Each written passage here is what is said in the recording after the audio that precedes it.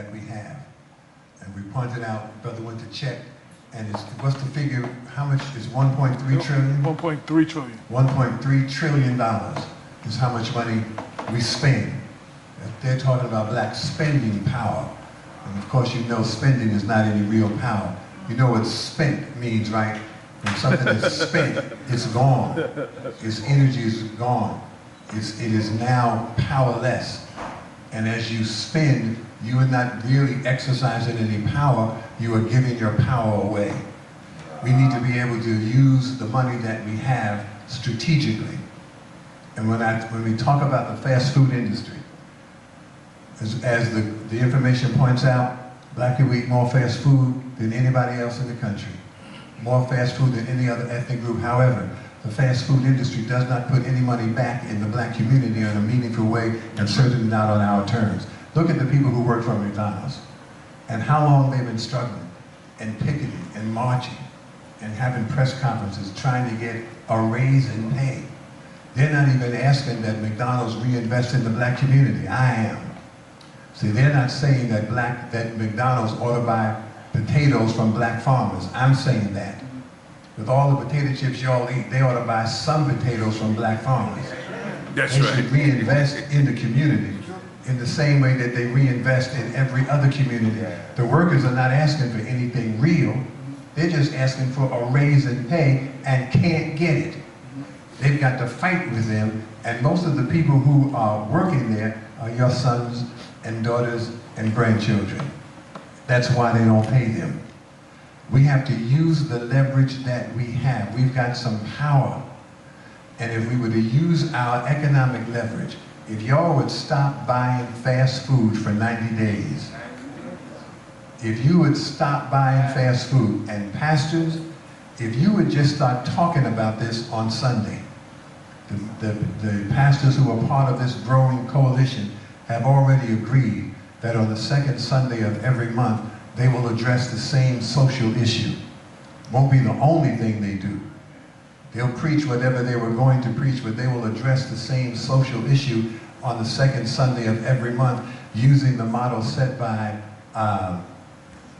the pastor in Philadelphia from, what was it? Reverend Leon Sullivan. Reverend Sullivan was one of my mentors. Couldn't think of his name for me. Reverend Leon Sullivan, Reverend Bill Jones at Bethany Baptist Church, using the strategy that they developed for using your leverage to influence policy. You don't have to march, you don't have to carry a sign, you don't have to go on the street, you just have to tell everybody who you have influence with not to buy fast food for 90 days. If you could stop people from buying fast food, the fast food organizations will call us. When we had a meeting, we already had a meeting with people from McDonald's. They blew it off. We asked them to reinvest in the black community, put money into credible organizations that have a track record. The W.E.B. Du Bois Learning Center in Kansas City, the Institute for Positive Education in Chicago. So effective is that organization that the Chicago Public Schools asked them to take over 3 public schools and get them back on track. We asked them if they would contribute to things like that. They blew it off.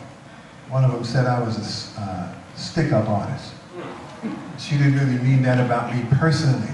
She didn't really mean that she thought personally that I was a stick-up artist. Those black folk who work for those major corporations think that any black person that approaches the corporation is a problem.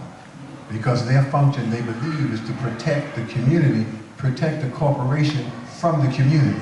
So any black person that makes a demand on the corporation is referred to as a stick-up artist, so they can demonize the black person who is approaching the corporation because they really believe in those corporations. Listen, 90 days starting today. Those of you who would agree, you would say that to your congregations tomorrow. And if you need more information about why, we're going to give out some information. When we say that black youth have been shamelessly targeted by the fast food industry, that's a headline that came from the Washington Post. They did the original article. It's the same way, you remember when drugs came into the country? Right. And the gangsters who brought the drugs in didn't want to do it? Half of them didn't want to do it. They said it's too destructive. And then they made a compromise. They said, well, okay, we'll do it. Just keep it in the black community. Keep it among the Negroes. So that our community is targeted for things that are toxic that will destroy us. And in the same way, the fast food industry, just like the drug dealers, have targeted your children for toxic food that contributes to disease. The food that is marketed and promoted on television programs that are geared to the white communities. If you look at the Disney Channel, they are not promoting big French fries and burgers. If you look at those Wendy commercials that are on the Disney Channel, they are talking about vegetables, whole food, real food. But if you look at the commercials that are on BET, that's what y'all watch. And what's the show called? Is it called Empire? Y'all maybe you don't know. And all the rest of those shows. Those commercials are promoting greasy fries, supersized burgers. They have been targeted. You have been targeted. We've got to change that, and you can do it easily.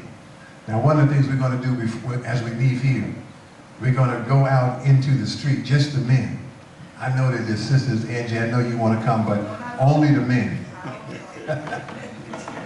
The men are going to walk in the street with me from here. They're going to walk with us. We're going to walk about 1 block. We're not going to walk too far. 2 blocks at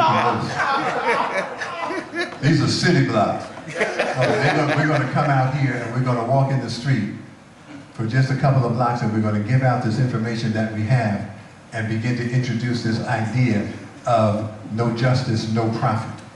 But one of the things that this community needs to see, sisters, is some black men that look like grown men. That's right.